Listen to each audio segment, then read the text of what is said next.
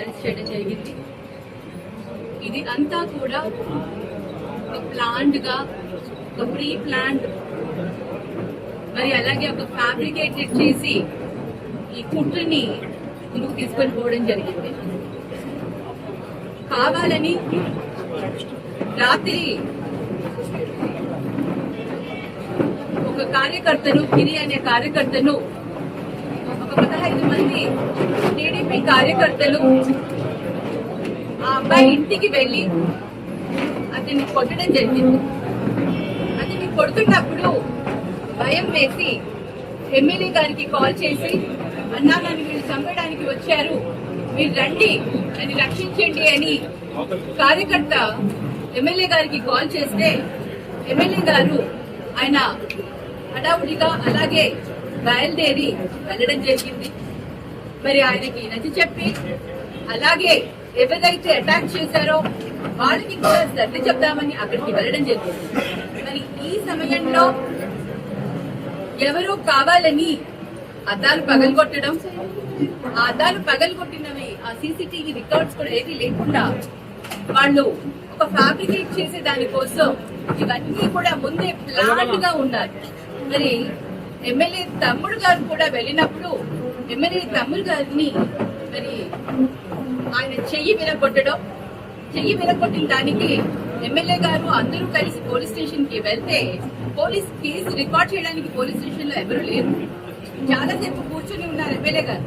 మరి కూర్చున్న తర్వాత అక్కడ వచ్చిన పోలీస్ ఆఫీసర్స్ ఎవరైతే పోలీస్ అధికారులు ఉన్నారో వాళ్ళు కేసు రిజిస్టర్ చేయకుండా ఉల్టా వీళ్ళపైనే కేసులు పెడతామని చెప్పి వాళ్ళని బలవంతంగా అక్కడ కూర్చోపెట్టడం ఎంతవరకు సమంజసమో ఒకసారి అందరూ కూడా ఆలోచించారు.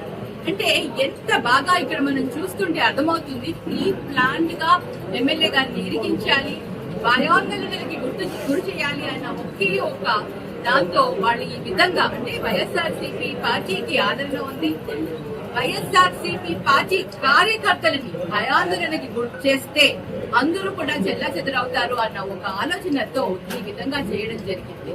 మరి రాత్రి పూట ఏ విధంగా అయితే తలుపులు ఇరగొట్టుకొని ఇంటిలో నుంచి వచ్చి, అంటే ఏ ఉగ్రవాదులను కూడా ఈ విధంగా అరెస్ట్ చేసి ఉండకపోవచ్చు. అంటే అంత విధంగా, అంటే ఆ దారుణంగా వాళ్ళని చేయడం వల్ల ప్రజలందరూ కూడా భయపడతారు, అలాగే కార్యకర్తలందరూ కూడా భయపడతారని వాళ్ళు అనుకుంటున్నారు.